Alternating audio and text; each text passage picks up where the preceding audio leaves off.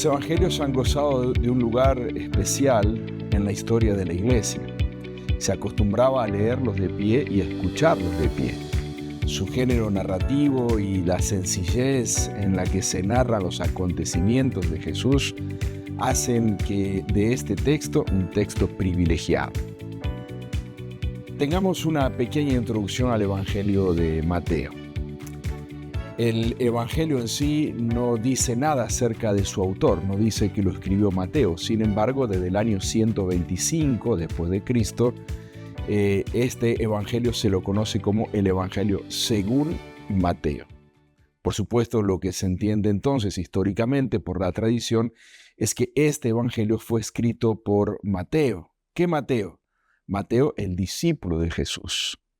Cuando nosotros vamos al capítulo 9 de este Evangelio, notamos que Jesús dice, el verso 9, al pasar por allí vio a un hombre llamado Mateo. Los otros evangelios, tanto Marcos como Lucas, mencionan Leví.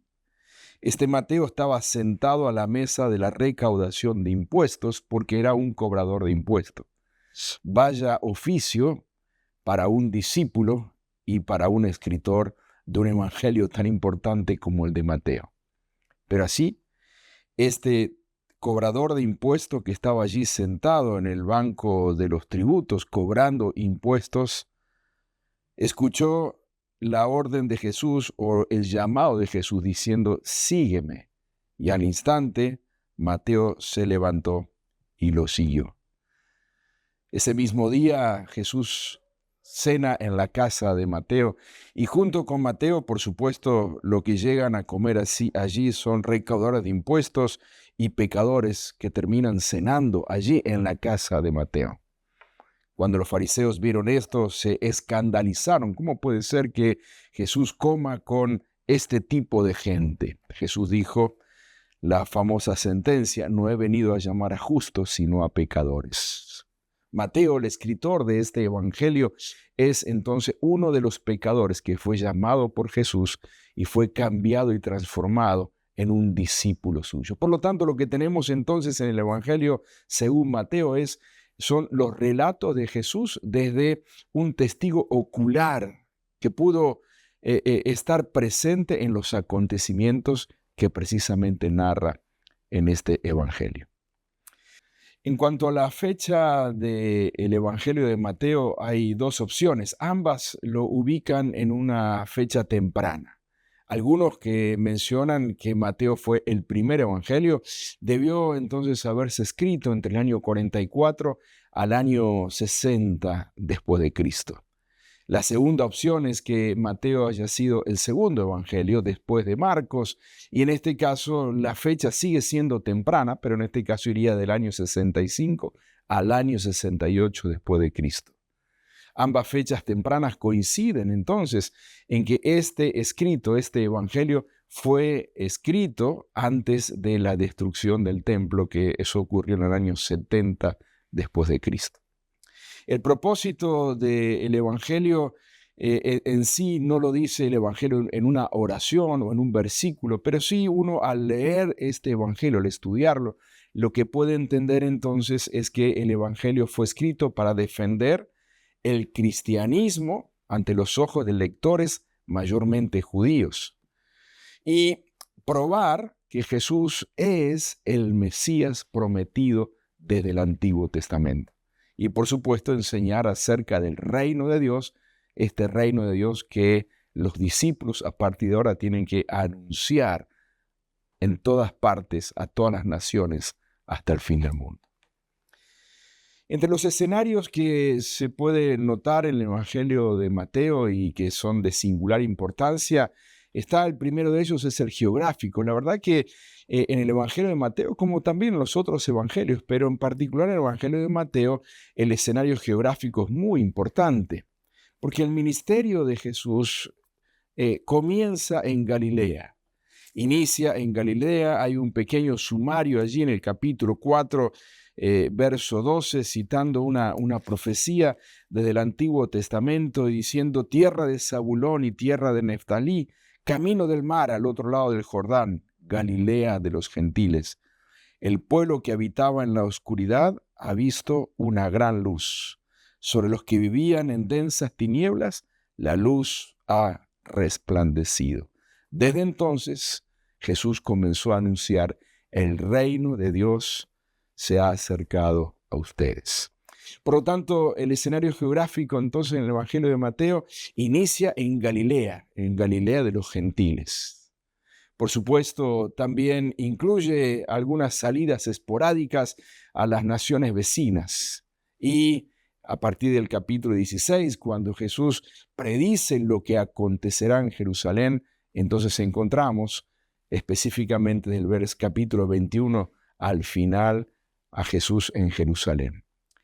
Una Jerusalén donde Jesús va a enseñar y sus acciones lo va a llevar precisamente a lo que es la semana de la pasión, la crucifixión de Jesús y posteriormente la resurrección de los muertos, la tumba vacía y la gran comisión de Jesús a sus discípulos, que ahora ellos sigan el ministerio que Él ha comenzado, anunciando acerca de Jesús a todas las naciones, comprometido Jesús con su presencia en todos los lugares a donde ellos vayan.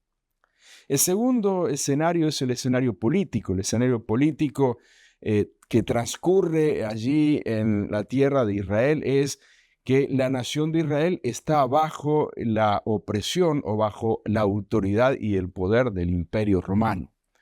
Por lo tanto, lo que encontramos en el Evangelio es a Herodes Antipas como el rey de parte del Imperio Romano en la región de Galilea, donde Jesús mayormente desarrolla su ministerio, y a Pilato como procurador romano en lo que es la región de Judea y con asiento particularmente en Jerusalén. Por otro lado, en este escenario político también allí entran las autoridades religiosas. El sumo sacerdote, Caifás, yerno de Anás, los otros líderes religiosos que acompañan la labor del sumo sacerdote, por supuesto, allí tenemos a los miembros del Sanedrín, todos ellos nombrados por Roma. Por lo tanto, son servidores religiosos al servicio del pueblo de Israel, pero habiendo sido nombrados por Roma. Son servidores de Roma y ellos son parte de lo que es este escenario político. Si bien entonces las autoridades religiosas cumplen una función de administración del templo, también cumplen funciones de cogobierno juntamente con el Imperio Romano para guardar y proteger el orden en todo este territorio de Israel. El tercer ámbito que es muy importante notar en el Evangelio de Mateo es el ámbito social. Porque en el ámbito social lo que encontramos en el Evangelio de Mateo es, por un lado, la aristocracia, encabezada, por supuesto, por los gobernadores romanos, los ciudadanos romanos que cumplen funciones de gobierno. Las autoridades religiosas judías también forman parte de la aristocracia y un grupo muy minúsculo, minoritario en realidad, que son los hacendados, los ricos, los que gozan de algún tipo de estatus social dentro del Israel de los tiempos de Jesús. Los fariseos y los maestros de la ley son servidores de esta élite social y, por supuesto, están lejos del pueblo. El pueblo en su mayoría está formada por gente sencilla, gente que vive con lo justo. Parece no haber una clase media como la que hoy quizá nosotros nos acostumbramos a ver. Algunos de ellos son pequeños campesinos, cultivan su propia tierra. Otros son jornaleros, comerciantes, pescadores y otros hacedores de algunos oficios en particular. Todos son conocidos por el nombre de sus pueblos, por ejemplo, José de Arimatea, una persona de la aristocracia, o, por ejemplo, María de Magdala, y también por los nombres de sus padres o de sus familias, como por ejemplo Santiago, el hijo de Zebedeo, María, la madre de Santiago. Después vienen los que están apartados del pueblo, los que están en la periferia, los paria. Y allí encontramos a las viudas, los huérfanos, pero también encontramos a los ciegos, a los sordos, a los mendigos, a la gente oprimida por distintas enfermedades y también por la obra de los espíritus inmundos. Por supuesto, en el Evangelio de Mateo, Jesús viene a revolucionar este orden social, llamando a los discípulos y formando un grupo de seguidores que ninguno de ellos viene de la aristocracia, sino que viene desde el común del pueblo, desde el vulgo mismo del pueblo. Jesús viene a revolucionar este estatus social y a establecer el reino de Dios. Se presenta como el Mesías prometido desde el Antiguo Testamento, anunciando la llegada del reino de Dios con valores totalmente distintos a los que se vive en ese momento.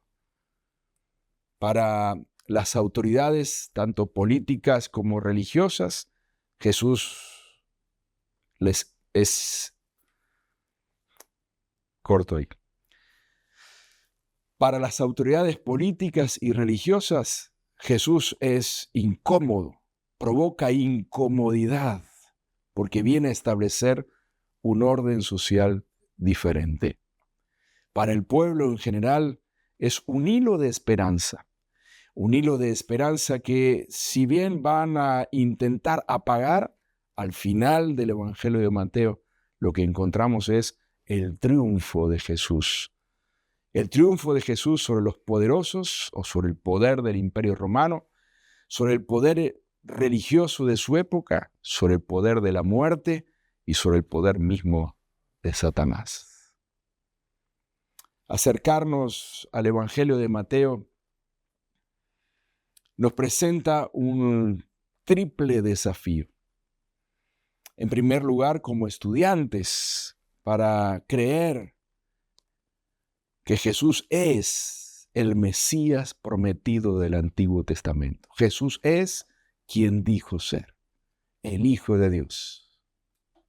En segundo lugar, como creyentes, nos presenta el desafío de seguir a Jesús como fieles seguidores en el camino que se nos pone por delante en la sociedad en estos tiempos actuales. Seguir fielmente a Jesús, que nos ha llamado también de la misma manera que llamó a Mateo, diciéndole, sígueme también a nosotros, para que le sigamos. En tercer lugar, es el desafío como sus siervos. Y este es el desafío de cumplir su mandato al final del Evangelio, cumplir el mandato que Jesús nos ha dejado, de llevar el Evangelio a todas las naciones, anunciando que el reino de Dios se ha acercado, que el reino de Dios ha venido en la persona de Jesucristo.